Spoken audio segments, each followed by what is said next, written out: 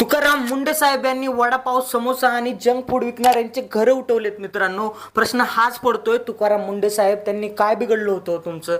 कशाला तुम्ही त्यांच्यासोबत असं वागताय हो? कारण आता तुकाराम मुंडे यांनी नवीन नियम आणलाय. शाळेच्या परिसरात त्यांना वडापाव समोसा आणि जंक फूड विकता येणार नाहीत. अखेर ज्या देशाचं भविष्य, त्या देशाचे विद्यार्थी असतात, ही बाब तुकाराम मुंडे यांच्या लक्षात आली. कितीतरी विद्यार्थ्यांना तिथलं जंक फूड खाऊन त्यांच्या हेल्थवरती प्रॉब्लेम होतोय. अखेर त्या लहान लहान विद्यार्थ्यांना आजाराला समोर जावं लागते. याबद्दल तुकाराम मुंडे यांच्या लक्षात एक बाब आली आणि त्यानंतर त्यावरती त्यांनी कारवाई केली. अखेर तुकाराम मुंडे यांनी कुठला नियम आणलाय, या कारवाईमध्ये तुकाराम मुंडे काय करणार आहेत, काय संपूर्ण प्रकरण आहे, जाणून घेऊया. त्या अगोदर आपल्या चॅनलला फॉलो करायला, सबस्क्राईब करायला विसरू नका. मित्रांनो, तुकाराम मुंडे यांनी जेव्हापासून आपला FDA फूड चा जो कायदा आहे तो हातात घेतला, जेव्हापासून त्यांना आयुक्त करण्यात आलं, तेव्हापासून ते काही ना काही नियम समोर आणतायत.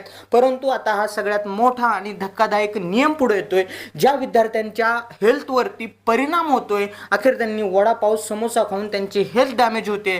त्यामुळे तुकाराम मुंडे यांनी 3 नियम जारी केलेत. त्यातला पहिला नियम म्हणजे असा आहे की तुकाराम मुंडे यांनी शाळेपासून 50 मीटर अंतरावर वडापाव, समोसा, जंक फूड हे सगळे पदार्थ बंद करून टाकलेत. तिथे हे पदार्थ भेटलेच नाही पाहिजेत. शाळेच्या 50 मीटरच्या अंतरानंतर तुम्ही ते पदार्थ तिथं विकू शकता, परंतु शाळेच्या आवारात तुम्हाला विकता येणार नाहीयेत.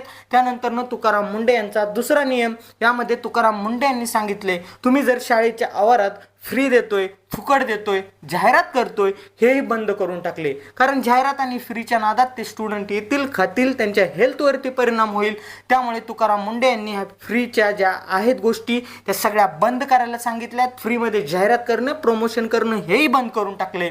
त्यानंतर तुकाराम मुंडे यांनी हा जो खटाटोप केलाय किंवा जे नियमावली काढले, त्यामध्ये देशातील जवळपास 2 कोटी विद्यार्थ्यांच्या हेल्थवरती परिणाम होऊ नये, विद्यार्थ्यांच्या शरीराला त्रास होऊ नये. अखेर आपल्या देशाचा जो मागचा किंवा जो बॅकबोन असतो, त्या देशाचे विद्यार्थी असतात. ही बाब तुकाराम मुंडे यांच्या लक्षात आली आणि त्यानंतर त्यांनी हे नियम जारी केलेत. अखेर हे नियम लागू होतील आणि त्यामुळे विद्यार्थ्यांना हेल्थला समोर जायला लागणार नाही. मित्रांनो, याबद्दल तुमचं काय मत आहे मला जरूर कमेंटमध्ये सांगा. व्हिडिओ आवडला असेल तर आपल्या चॅनलला सबस्क्राईब करायला विसरू नका.